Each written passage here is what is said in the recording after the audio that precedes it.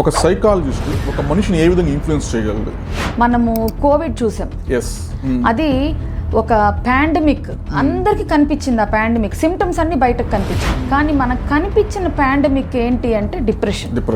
ప్రతి ఇంట్లోనూ ప్రతి ఫ్యామిలీలోనూ ఒకళ్ళు కనీసం డిప్రెషన్ గురైన వాళ్ళు ఉంటారు. ఎగ్జాంపుల్ దీపికా పడుకొని తీసుకోండి, లేకపోతే శృతి హాసన్ తీసుకోండి.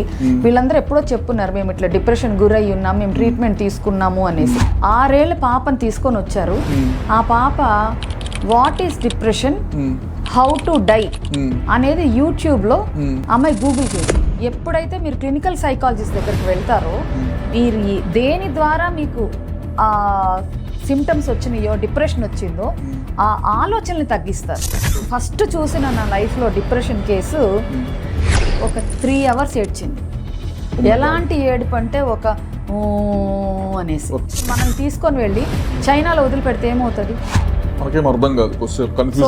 సో అదే ఆటిజం అంటే. సో వాళ్ళ ప్రపంచం వేరేగా ఉంటుందన్నమాట.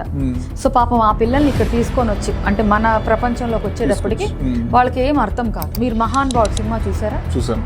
ఓసిడీలో నా చేతులు శుభ్రంగా లేవు అని నాకు అనిపించింది అనుకోండి, వెంటనే నాకు టెన్షన్ వచ్చేస్తుంది.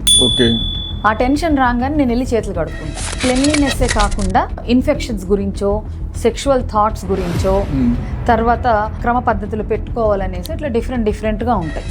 నేను ఒక 15 years బ్యాక్ ఒక మూవీ చూశాను, ఒడ్డే నవ్వింది, నా ఊపిరి అనే మూవీ ఉంది.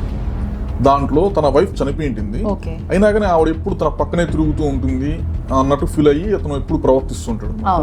దానికి ఒక పేరు కూడా పెట్టారు, స్కిజోఫ్రెనియా. నా దగ్గరకు ఒక పేషెంట్ వచ్చారు. అతను కంప్లైంట్ ఏంటి అంటే తన బాడీ వైబ్రేట్ అవుతుంది.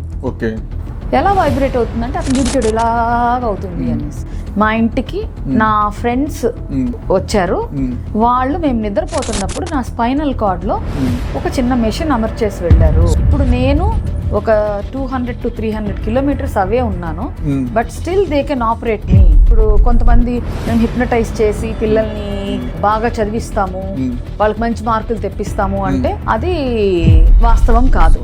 మోస్ట్లీ వాళ్ళ ఐక్యూ బట్టి, వాళ్ళ తెలివితేటలు బట్టే పిల్లలు బాగా చదవడము, మంచి మార్కులు తెచ్చుకోవడం అవుతుంది.